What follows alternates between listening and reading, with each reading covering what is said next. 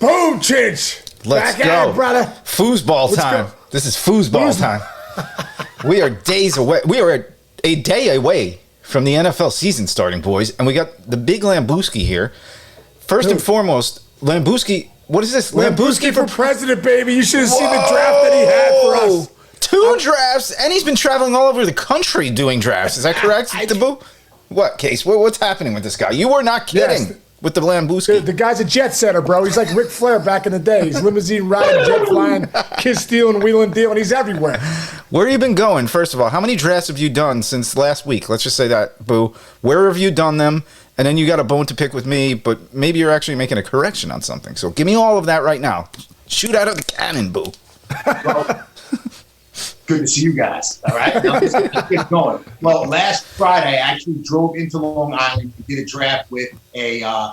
Well, it's branched out from the Long Island Ducks team that I was on in 2004. We started it that year, but it kind of like switched to gentlemen and some other guys in the Long Island area. So my buddy Brian Dorsey, commissioner of the league, been running it every year, has everybody at his house. He used to have a baseball facility that everybody would go to and be up on the big screen. It's a real draft party, and it's still one of the funnest things that I've ever gone to. Okay. But I haven't been there in about a decade. So I surprised him this year. I showed up. I had to go to Jersey to take care of some business. My brother had a draft on Sunday night. I went with him into his apartment and did his draft with him. So, I killed 2 birds with one stone on a trip to Jersey. When a guy named a Big Lambooski says I had to go to Jersey for some business, I don't know what he's talking about there. Dude, you don't know if you're going to wear cement boots at the bottom of the Hudson or drafting freaking Tom Brady in the 4th round. That's part one. And then represent. Yeah, you got your LT on. Okay. Wait, by the way, show everybody the back of that. What the hell is going on there? What is that, a collector's edition?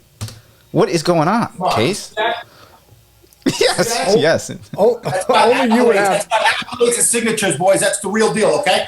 Boo's built like a fullback. All right, that's part one. Part two, thanks for coming along. We could have grabbed lunch.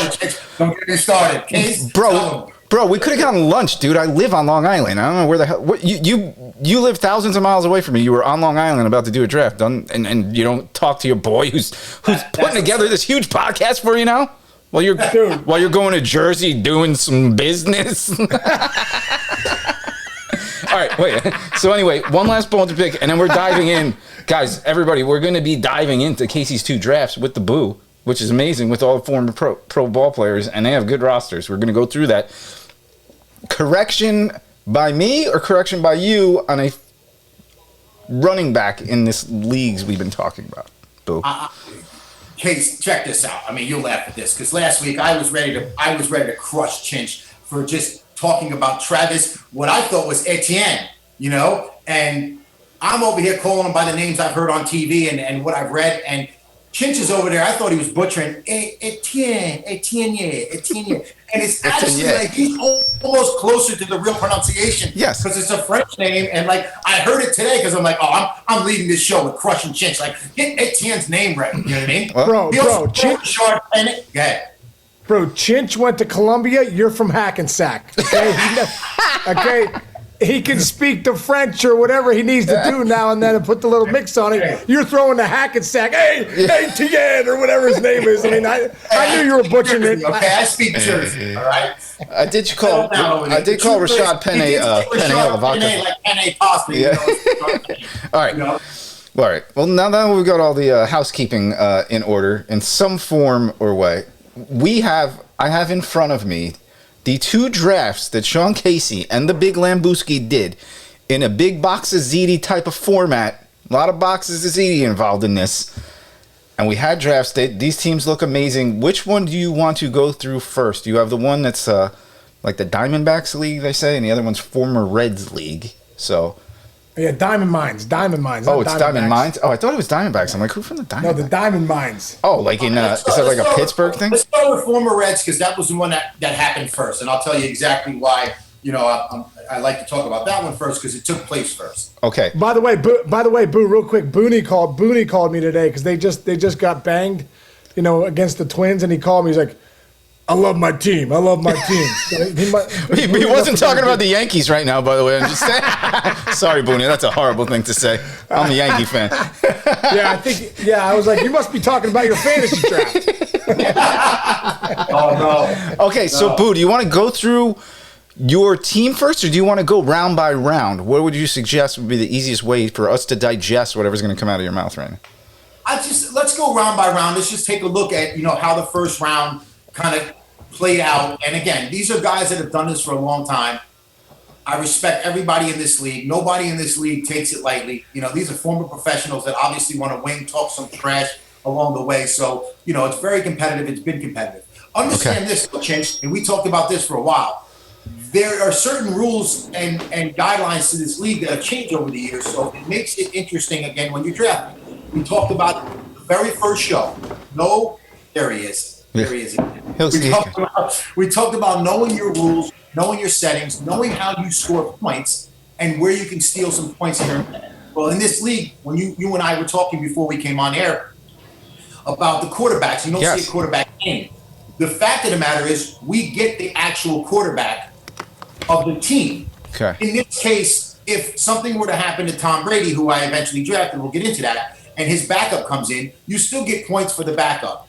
Okay, so you don't lose somebody in case you catch an injury in the first quarter of the game. You're like, man, that's cool. That's cool.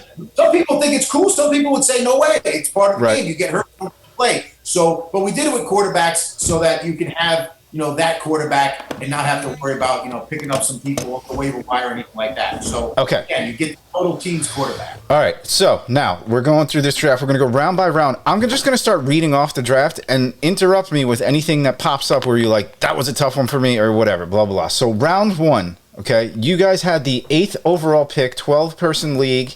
We said this at what, half-point PPR, full-point PPR? Do you remember? Half-point PPR for running backs, full-point for receivers. But the running backs also get 0.25 per carry. So for every 4 carries, you get a point. Okay. So again, it's just kind of a different way of doing it. But yeah.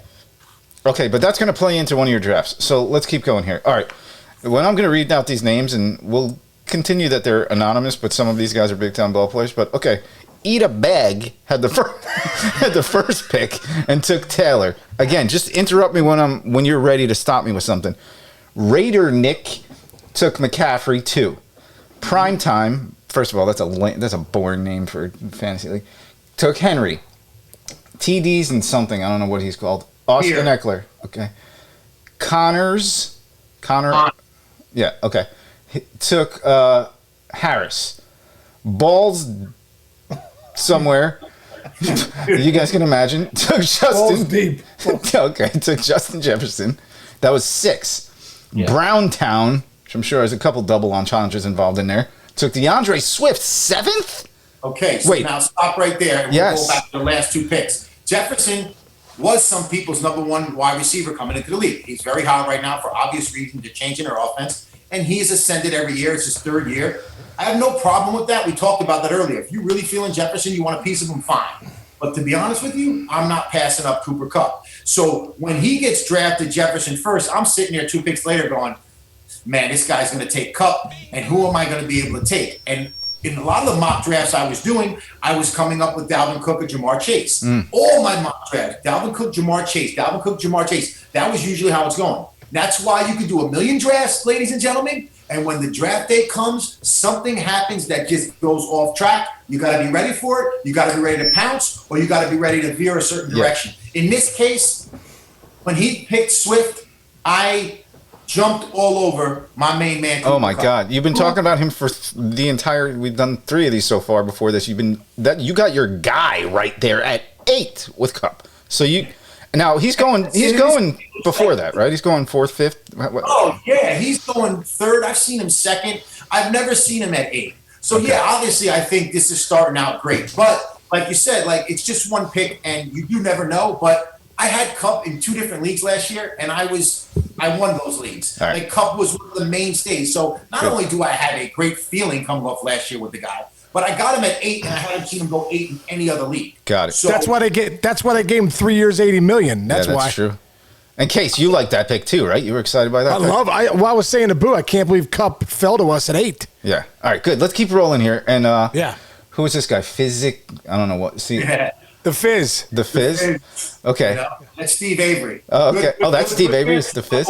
good fantasy football guy, man. Steve is tough. See, folks, these are big time guys. We were already talking about Avery and Boone. There's other guys in here you're going to see. All right. Fizz took Cook. Steel Curtain took Chase. That's at 10. Steel Curtain's Matt Clement. Remember how many times I've talked on these episodes about Matt Clement? Big fan of him. We'll go over some of what he does. Okay, and he's who? He's Sack. What is he? He's Steel Curtain. Steel Curtain. Boone, All right. Boone and Clement call each other weekly and swing from each other's nuts. Great pick. All right, good. Sack City took Mixon. Chicken D took Chicken dinner. Chicken dinner took Adams at 12. That's a nice place for that. So he now gets the snake. So he went Adams and Diggs, which is nice. Sack City, Chubb at second pick, second round. Steel Curtain, Kelsey, early. You okay with him getting taken that early? Boo? And I'm okay with it, but like in the second round, if it was 2-1, which is where Diggs was picked, I was okay with it. I think that Travis Kelsey, like I said, in one of the episodes we had, he's a differentiator. The best tight ends in the league are differentiators because where they separate themselves from the next tier, it's points that you can't make up in many other positions. So I am well okay with Kelsey. Okay. I took Kelsey. I didn't tell you guys this, but I played in the World Championship fantasy football last year. At the last minute, I got an email from this guy, Scott. It was like 1,500 units to get in, and I was in play for $150,000 at the end of the year, like all the way to the last, like second half of the Steelers game. I needed Deontay Johnson to catch a few more balls, and like I'm going from 8 to third, but I finished 8 overall with thousands of people, and pretty much I can tell you right now, Kelsey in the first round at the back end, and he didn't have the year that the phenomenal year, but like totally 100%. Production for that pick was great. So, and again, I came back in the third round and got Kupp. So I had Travis Kelsey and Kupp, and those guys just basically brought me to the promised land. Let's stay back here so we don't confuse people. Okay, so Barkley goes next at 2.4. That's a decent pick there. Here we are. We're back up. Oh, by the way, your team name is One Guard for what reason, guys? And there's a conference. Well, because Boo's one of the hairiest guys in the world, and I'm right next to him. We're 1 and 2 hairiest. So we're one guard because we're together. Okay. The one guard you put on your clippers. Just one guard. Also, I will also give you guys credit for the best avatar. Your avatar is the scene in Saturday Night Live where Chris Farley's doing the what's that called, the Chippendales with Patrick Swayze. But it's just a picture of Farley from behind and is like shaking his ass. So kudos there. So now you got Leonard Fournette. We're happy with that pick, 2.5. Here's the deal. I mean, I talked about Leonard Fournette. You're going to watch a lot of my draft. The great thing about what we're doing right now is that I've talked about certain players, and you're going to see I've drafted them. I'm not just talking about them because I'm talking about them because I see value in these guys. And, Leonard Fournette, I definitely feel like is a first-round running back. Like, his workload, age, his offense, his ability to run between the tackles. He's got soft hands. Tom is going to throw him the ball. I don't know what their team is going to look like this year offensively. Mm-hmm. I just know that Leonard Fournette is healthy, and there's nothing not to like about him as a second round running back. Right, and you stuck to your guns there because Alvin Kamara was sitting there, and all reports say that he's not getting suspended this year, so that's not really an issue. So, round 2.6, sixth pick in a second round. Is the next guy Browntown? The thing is, Kamara's still like they said the reports, but it was always touch and go for me. And so I took him off the board. It's almost like certain teams when they're drafting a guy, if they have an injury history or have something hanging over them, they just write him off. I wrote him off my board for that reason. I do feel like if he stays healthy, yes, he is immense value there. I love Kamara, but that story, it just turned me off. It's like people drafting Deshaun Watson. Everybody's staying away from him now. But that story with Kamara, I don't like. I agree. Okay, I like that. I like that way of thinking, dude. You're doing good here. All right, where are we? We're here. Okay, Browntown took Kamara. Balls Deep, my favorite team name, took Lamb. Okay, Connors goes to gets Akers. And to me, that's a little high for Akers. Okay, I'm sorry. Right now, both those running backs were banged up. Akers kind of came back early last year. He was supposed to be the guy. Didn't particularly, light it up in the playoffs and stuff with the yards per carry. It's 2 point something. I know it's an Achilles injury. Obviously, he's healthy, but banged up a little bit with the hammy or whatever soft tissue injury. Same thing with Henderson. They're talking more about a split.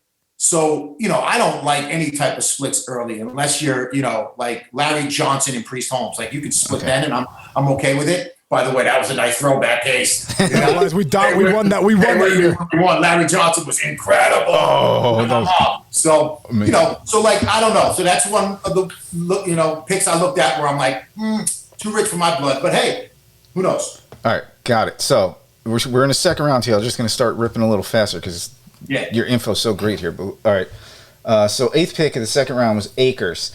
Pick 9, round 2, Evans. Pick 10, Williams. Pick 11, James Conner. Good spot there. Eat a bag, my boy. I like that name too. In the 12th pick of the second round, took Debo. There's one of those guys who people are scared of because of the injury. What do you think? I gotta admit, sometimes I don't like the number 1 pick because I just think you wait too long. I have to admit, eat a bag of D's is in a good spot. I mean, to get Samuel all the way back there at 24 and then come around with Tyreek Hill, where I talked about early on. Well, yeah, so just real quick, we hit round 3, he wraps around, and he gets back-to-back Debo Samuel and Tyreek Hill. Keep going, sorry. After you get Jonathan Taylor, you come back and say, listen, I got the stud running back. Here comes back-to-back. Who's the best value for me right now? 2 wide receivers are the best value. So you let the draft come to you. And he did just that. And not only does he let the draft come to him, but Debo makes it all the way down. I mean, over 8, Akers is drafted before him, Evans, Devontae Williams, James Conner, like Debo goes. So I right now that start, Hill and Samuel wrapped around the snake 2 to 3. I mean, I like the way that team looks. Got it. Okay, so let's get to your pick. So again, round 3, here we go after that. You got Keenan Allen. Jones gets picked up next. Zeke Elliott gets picked up. Bills QB, because that's how your league works, gets picked up round 3.5. Andrews goes 3.6, so now you got the two best, arguably, tight ends off the board. And that's great value for him in the 3rd round. I really like him there. Excellent. So then we got... I was going to take him there. Really? Like Case, yeah. Don't let Andrews fall to us right here. That's who I really want. I also told him I wanted Mahomes maybe because I just seen Mahomes this year and I don't have him on any team. And I'm like, that guy just looks like he's going to spread the ball all over the place this year, and he's hungry. And by the way, I know he lost Hill, but he got a couple good receivers there. They brought in some guys, and that system is one thing. I took him in a 4th round, but this guy he beat you to him in round 3.7. But I got him in a 4th round in one league, and I was like, man, Boo's going to be mad. I should have waited for the quarterback, but it was in the 4th round, and I'm like, he's sitting there. No. There's a couple guys. There's Allen and Mahomes. I'm okay 3 to 5th round with those guys. Those are the only 2 quarterbacks I would even consider if you're feeling a hunch with those guys. And so I don't have a problem with that. All right. I took him in the 4th round of a keeper league, and I was very happy to get him because I already kept a wide receiver and a running back. So those are the type of leagues. You got a keeper league. Yeah, go ahead. Go get your quarterback. That. Otherwise, wait. And you'll see why waiting is so perfect to me because you can just get wide receivers and running backs and load up on skill position players and have a really deep draft. Now, I will say this. We drafted Jacobs. Go ahead. Next pick is Jacobs. This is the only This is the only pick I can tell you right now. I drafted 5 of my own teams and a ton of other people's teams. I told you, I was traveling all weekend. I was getting calls every other hour. Lambooski, you got to help me with my draft. Okay, no problem. Where you at, rounds? It was crazy. It has been, these last 5 days have been nothing but drafts and craziness in a car, driving in the pouring rain, hydroplane, and I'm like, give me the pick. You know what I mean? Like, I got you, I didn't care. I was focused. So, all right. Love it. Pick Josh Jacobs. Now, again, this is one of the first guys I talked about is grossly underrated. 3rd round is the highest that I've seen him drafted. So I'm going to live and die with this pick. And I'm not going to lie. I was upset because Andrews and Mahomes went right before me. So it was really like, wow, where am I going? And I've always wanted to be running back heavy in these leagues because, again, you get the quarter point. And I at times in the past when we haven't been, I should say but I do carry case, but it is we, it is we. We were, there you go. I don't like that. So I took Jacobs. Now I got Fournette and Jacobs, 2 guys, and I'm hoping Jacobs stays in, the good graces with, McDaniel out there, and he takes that job and he runs with it. So after that, I kind of was upset with myself. But like any true veteran / expert, you got to battle back. Deep breath, and I said, no. Keep grinding. This is the meat and potatoes now. Okay. So I can make up for that. Good. So let's rip through. So Brown then goes Pittman, Higgins. Who comes next? Travis Etienne. And then, so now 4th round starts. Mitchell out, Moore out, Pierce out, Pitts out. You guys are up. One guard. Fifth pick, fourth round. Notice that Dameon Pierce, Matt Clement took Dameon Pierce. We talked about him. That's the highest I had seen him. It's a fourth rounder. I told you how Matt drafts. He does not care. Mm-hmm. He likes guys, young guys, upcoming guys. He's going to draft them. That's probably a round earlier than anybody had him, and many rounds earlier than he was going, a couple weeks ago. So it comes to us, and I'm sitting there, and I'm like, you know what? David Montgomery was staring me in the face the whole time, and it's like I said, or maybe I didn't get to it last week, but I had some notes written on him. You mentioned him. He's the 97th ranked player by his peers in the top 100. But everybody thought Khalil Herbert was the new guy and all this nonsense. Mm-hmm. Guess what? You get a starting running back in the fourth round. Yes, their offensive line has some issues, but David Montgomery, he can run the football. Yeah. I studied running backs. I was a running back. You say fullback, I say running back. There's a difference, okay? I love it. Running back gets the ball, does everything, all right? He's just a really tough runner. He can receive the ball. He's great in pass protection. When you check off all those boxes, coaches feel comfortable putting him in the game. He ain't going anywhere. I think he's good value. We'll see what happens. Perfect. Rounding out the fourth round, Edmonds, Hall, McLaren, Johnson, Chargers QB, Dylan Pollard. Now we get to the fifth round. Dobbins goes. Metcalf goes. Who's going late, man? Brown goes. Courtland Sutton in a fifth. He's been drafted in a fourth. Mm-hmm. Godwin, who I asked you about, goes 5.5, which is a good pick, I think, there. Williams again. Waller goes 5.7. Not a bad pick there because he's kind of the closest thing to those other guys. Now here you guys go. Round 5, pick 8. I can tell you right now, the next 4 or 5 picks are why the Big Lambooski is the real deal. Okay. Wait, hold on. So let's pull them together right now and then give us that whole thing. Let's pull them together. You do. Gabriel Davis, right? Mm-hmm. Gabriel Davis. Yep. I talked about him. That offense, I want as many pieces as I can. And I'm telling you right now, there's no Emmanuel Sanders. There's no Cole Beasley. He is primed for 80 to 90 balls, 1,200, 1,300 yards, and double-digit touchdowns. If Gabriel Davis doesn't hit that, I'm going to be super surprised. He's just got all the makings. He had over 100 and something, 3 touchdowns in that playoff game when everything is on the line.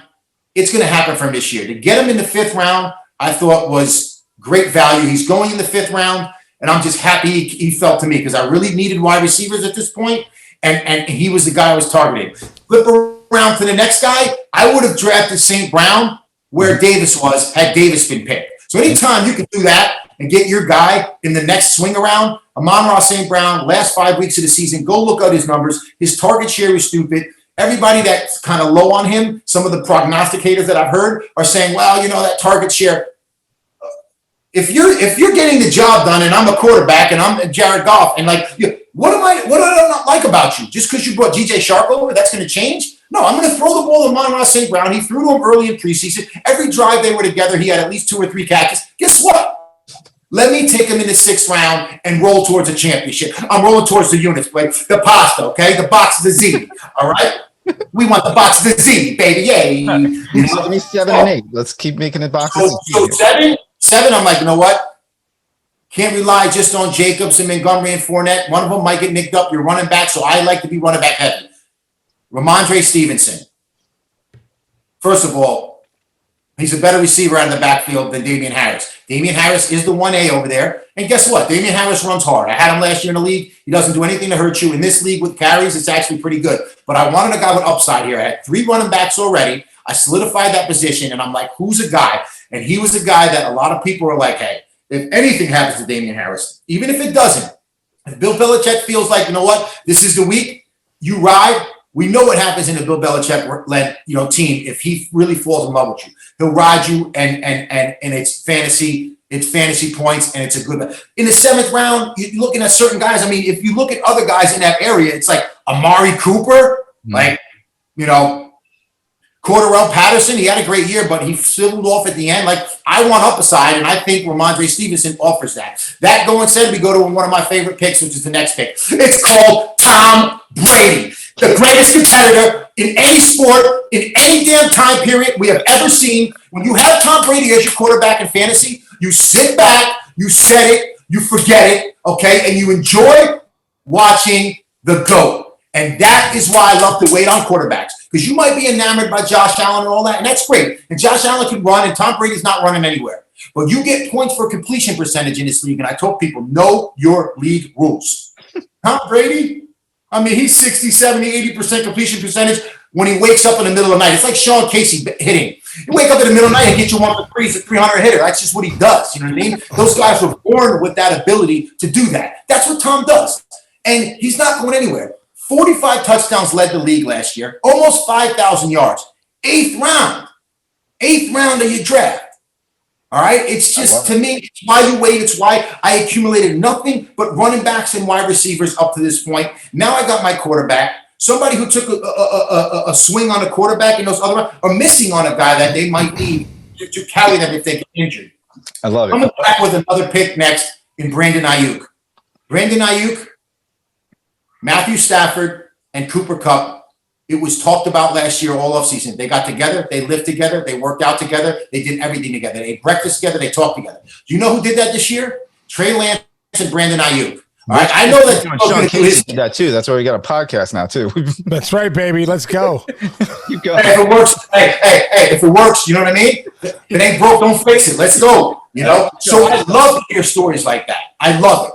Actually, Pete Harnisch called me after that pick, and he was like, dude, that's the best pick in the draft so far. Because he's like, that guy, and he knew the story. And anytime, like you said, those are rare combinations when you get guys that really are. And again, when you do that with somebody, yeah, I'm going to throw you the ball on Sunday, man. We just worked out all offseason together. You know, go ahead, brother. I got a question. That's a great point you make there. Like, so do you read to prepare for the draft? Are you reading articles? Like, where'd you find that little tidbit right there? Are you going to like articles around the league? Like, how'd you find out that they had breakfast together? Is that on a fantasy site? Case. I'm everywhere, Case. Okay.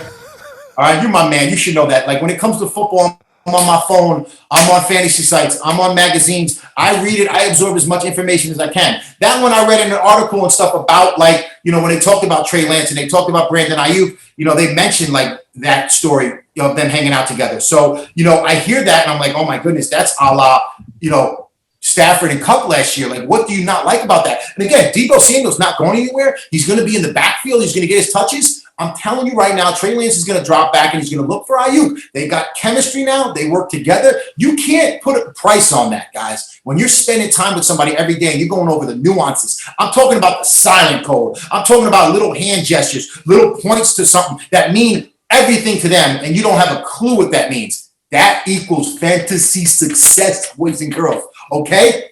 All right? Yeah, your next guy has the greatest boxing name in all of football. Isaiah Pacheco. What do you got with him?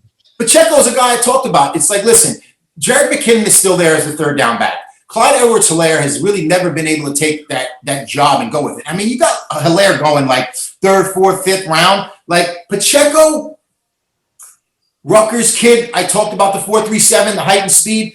Andy, if he likes you, he will put you in the game.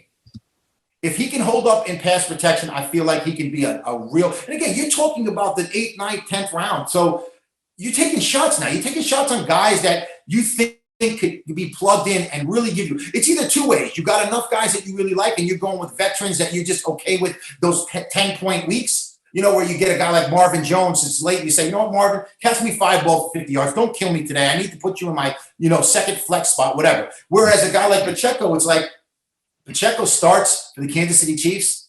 Watch out. Potential. He goes right into your starting lineup. So a guy that I was targeting and wanted to have in my back pocket. Oh, I talked about wanting to draft our boy Patrick Mahomes. Well, let's take Sky Moore, one of his young targets that everybody's talking about, has that speed, maybe taking over the Little Cheetah's role. And, you know, again, he incorporated a little bit during the preseason. He's looked pretty good. Those rookies, again, as the season goes on, they get better and better.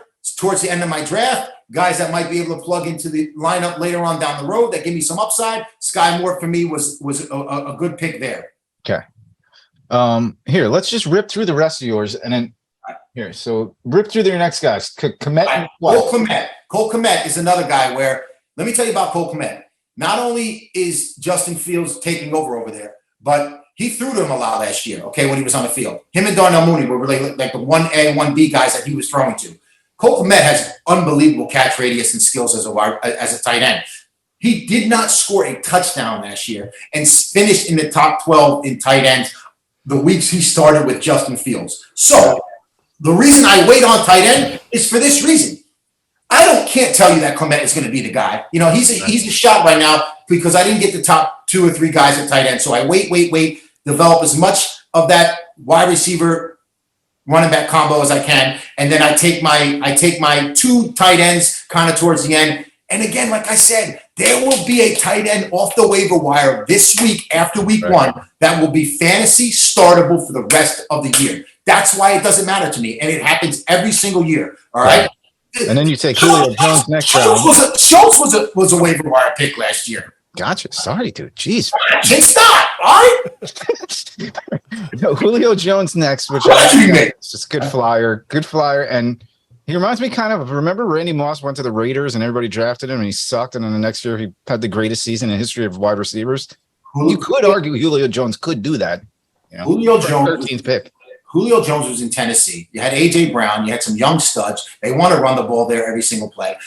Opposite is Tom Brady, who will drop back 40, 45 times. I saw Jones on a little comeback route for 20 yards in the first drive of the game with Tampa in the last preseason game. Godwin a little banged up. You don't really know. Russell Gage is a little banged up. Julio Jones, one of the greatest to ever do it, playing with the GOAT. Late round flyer, ding, check, I'm in. I'll take that and see what happens. Plus, I got Tom. So this is the fun part. But again, these are like championship rounds. This isn't like, oh, I just got to. No, you need to be on top of your game, knowing what you're doing right here. And everything is strategic to the very end. You fight, scratch, and claw at the end. Because this is just the beginning. We talk about the waiver wire being next, but I want to be as detailed as I can to the very last pick in my draft to hit on a guy that, like, hey, I don't have to worry about the waiver wire because I might not get him. Right. But I know if I get him in the draft, he's mine. All right. All mine. This is why he's a Big Lambooski, ladies and gentlemen. He's locked in here. It's a lot of knowledge right there. It's a lot of knowledge right there. All right. So real quick. So just the next 4 guys, just rip through them real quick because I want to go into the next draft. Yeah. Chicago Bears, Justin Fields, need a backup quarterback. Again, if he's not playing well, I'll cut him. I'll pick up the guy that's doing well. It's just, I want to back up just in case something happens to Tom early. And in his 3rd preseason game, people say what they want about Fields. He threw 3 touchdowns and ran around. The guy has sudden movement. It's a lot to like in a young quarterback. Everybody talks about Trey Lance. Well, why not Justin Fields? All right, he's not playing on a better team, but that could mean fantasy points if you're coming from behind and you're scrambling, you're throwing, and you're finding some continuity with your receivers. Who knows? So it's a good shot in the dark there. The next guy is Austin Hooper. 24% target share for tight ends inside the red zone for the Tennessee Titans. Anybody who's ever been a Tennessee Titan tight end, all right, Delaney Walker back in the day, all right, Fixer was startable, Ferkser at one point, and guess what? In comes Austin Hooper, 2-time Pro Bowler a couple years ago with Atlanta Falcons, went over to Cleveland where everybody goes to just, wither away, so don't worry about that, they'll take you. So, gets a new shot in Tennessee with that offense and the way they run the ball and that play action and Tannehill having mobility and throwing well on the run, you take a shot on Austin Hooper, and you say, you know what, Cole Clement, if you don't get it done, Austin Hooper will, all right? So you double up on those tight ends late, and with some upside, but you got to look inside the numbers. You got to know, why am I doing that? Well, I just gave you analytics percentages and teams that like to throw to the tight end. Next guy is the Cowboys defense. They were number 1 in our league in scoring. You have to understand your league scoring. Turnovers, obviously big, obviously touchdowns, you get to 6 points. But this league doesn't give you points for holding a team to X amount of rushing yards and passing yards like my other leagues do. So what did I tell you about kickers and defenses? Chinch, can you repeat that? They can go fuck themselves, basically, is what you said. More or less they can. The truth is, you're seeing, Tampa Bay Buccaneers going in the 12th round. You're seeing all these. The Cowboys led our league in scoring.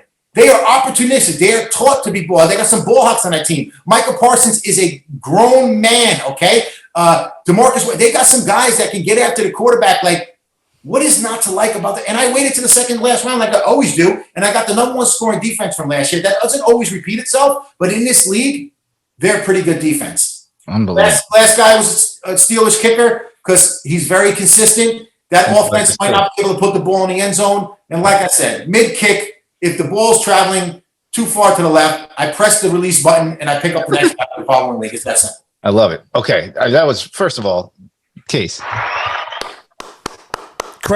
Incredible. Let's go.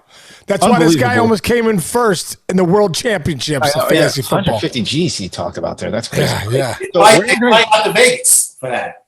There you go. Well, for the sake of argument, most people are finishing their drafts today and tonight, whatever. So let's not go through. We won't go through the other team because you are so good at doing this that it'll take us another hour and a half, and I appreciate that. But for this sake of purposes, just real quick, the two teams you guys have together, give me kind of like how you went about the second versus the first, because I see you did get Travis Kelce, like we talked about in the other draft, and you had Derrick Henry as your first pick, and you have Rashad Penny-Alavaca too on that team. So give us like just the surmise of the two things together. Then I want to hear who the best drafter was, other than Matt Clement. Obviously, we think he's the greatest thing in the world, right? And then we're gonna wrap it up and go finish our last drafts tonight. So what do you got? Yeah, really, this next team, what I always like to do is I like to print out a copy of where the guys went in the first draft, because a lot of these guys are the same. There's a couple that aren't, but like we talked about it, like Avery, Kearns, we got Mike Affa, who's eat a bag. We got Dunner, we got Greg Vaughn, we got Boone in this one, but Harnisch, Clement, and Nagel. Those are carryovers from the other leagues. So you got 8 or 9 guys that are carryovers, and you got to know how they like to draft. Not only that, but I'm always kind of looking for, when I study that first draft, to say, okay, I took Jacobs a little high, whatever it might be. And I kind of evaluate myself, but then I, pick myself back up. I'm like, I love the middle. I love the receivers in the middle. Like, you're fine. And then I try to look and see, okay, if I want this guy in the next draft, this is where he went. So if I want him, I might have to draft him around early. And I single out those guys and make sure that I circle them and I say, okay, these are the guys that I might want. And then again, this draft kind of went pretty simple for me. Derrick Henry falls to me at 8. I had a chance to go Cooper Kupp again, which is just amazing to me. And we talked about it, Chinch, last week. What do you do if you have, the 8th pick in both drafts? Do you draft the same guys? Well, some of them, yes. But in the beginning, this is your superstar. And I'm sorry, if I'm going to talk about Derrick Henry being my man crush and my man, I'm not going to pass him up. As much as I love Cooper Kupp, and as much as he had the triple crown for wide receivers, receptions, yards, and touchdowns this year. In the history of time, Jerry Rice didn't even have a season that good. So you're talking about something. So obviously the percentage there, even if he comes down, I think I read something where it said if he caught 20 less passes, had 400 less yards, and X amount of touchdowns, he still would have been number 1 last year. So you look at that and it's like, okay, I got Kupp in one league. I got him in another league. I'm taking Derrick Henry. Excellent. Forget it. All right. Well, first of all, everybody, you got now now you're seeing the actual football stuff start happening. You hear how legit the Big Lambooski is. First of all, I'm rooting for you guys, obviously, but I kind of have a special place in my heart for the Eat a Bag title, so I hope they finish second. So I'm rooting. I'm pulling for Eat a Bag every once in a while. But of course, you guys clearly are on top of your game. Clearly, Sean did all the work for this, and he's just. I'm really on. I just wanted to lay back in the weeds now, let Boo, kind of like take all the glory. But I definitely was right next to him, picking the guys, giving him my 2 cents. There's a video. What's going on. There's a video of it, but nobody knew where Boo was that day, so we're not posting that. But I can factually admit that Boo was there for the drafts, and so was Sean. So, Boo, that was freaking awesome, dude. And everybody, it is football season. You like listening to the mayor's office. Now you get a whole other thing with the Big Lambooski, who's crushing it right now. I sent stuff, by the way, to a couple of my boys. They're all fired up. They're going to start listening every week. Go ahead, Sean. Well, dude, I also think, too, like I said, man, when the Big Lambooski's just talking about the drafts, wait till we start having action. Wait till the season starts where the guys are start to play and everything like that. It's going to be incredible. Incredible. You need wire pickups, you come to the Big Lambooski and go nowhere else. Otherwise, he's going to take you and do some business with you in the Jersey Turnpike. Nice shoes in the Hudson River, boys. Yeah, there you go. That's called tying a bow on it, boys. So that's it for this week, guys. Everybody enjoy your drafts. Enjoy the first weekend of football, right, Case? Yeah, it's coming up, guys. NFL is here. The season's here. We'll be back next week. The Big Lambooski. We'll have some action to talk about. Chinch, you'll be back. I'll see you later this week. Everybody keep telling your friends, downloading, subscribing, all the good stuff. Let's go, baby. Nice job, Boo. Chinch, love you, bro. See you next week. Good boys.